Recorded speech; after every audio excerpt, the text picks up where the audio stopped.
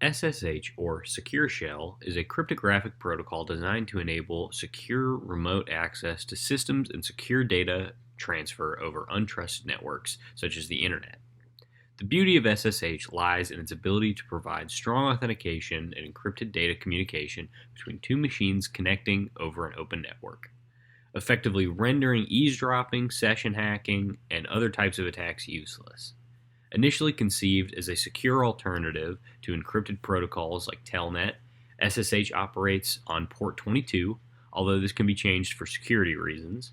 One of its core features is its ability to tunnel various network services over an encrypted path, allowing for secure file transfer with protocols like SCP, SFTP, port forwarding, and even tunneling other insecure protocols.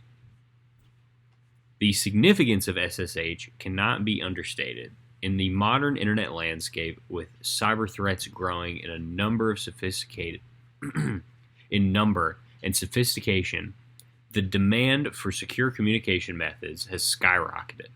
SSH fills this role by ensuring that data remains confidential and unaltered during transmission, providing assurance of the remote server's identity and resisting any tampering, interception, or interruption.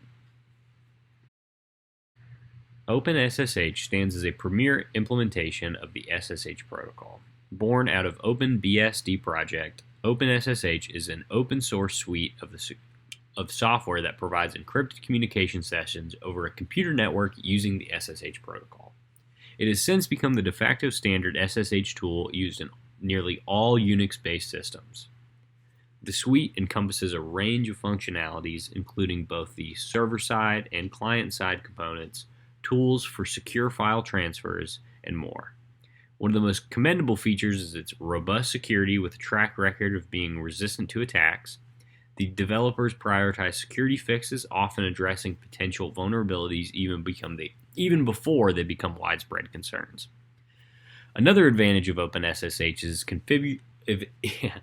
its configurability in a wide array of features. It supports advanced authentication methods, including SSH key pairs and one-time passwords. Its ability to use port forwarding and traffic tunneling ensures that it can be used in a versatile network configuration, from simple remote administration tasks to complex network setups involving multiple firewalls and internal networks. OpenSSH serves as a great example of secure remote communication and administration tools. Its commitment to open source principles means a global community of developers and security experts continually scrutinize and enhance it, ensuring its readiness for an evolving and changing digital world. All right, and now I'm going to go over the hardening recommendations. So first we have limit user access. So you can use the allow users or allow groups directives in the OpenSSH config file. And you can use this to specify which users or groups are allowed to log in via SSH. So for example, you use allow users admin user 1. That would only allow the admin and user 1 to SSH into the server. And then next we have disable root login. Pretty obvious. So directly logging in as a root user could be super risky. So to prevent this, you set permit root login directive to no in the OpenSSH config file. This means that administrators will first log in as their individual users and then have to use their sudo to gain root privileges if they need to. And then finally, we have use SSH key-based authentication.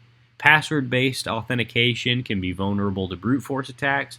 So instead, if you set up an SSH key pairs for authentication, once this is set up, you disable password authentication by setting the password authentication directive to no in the config file, and that'll just kind of make things a little bit more secure.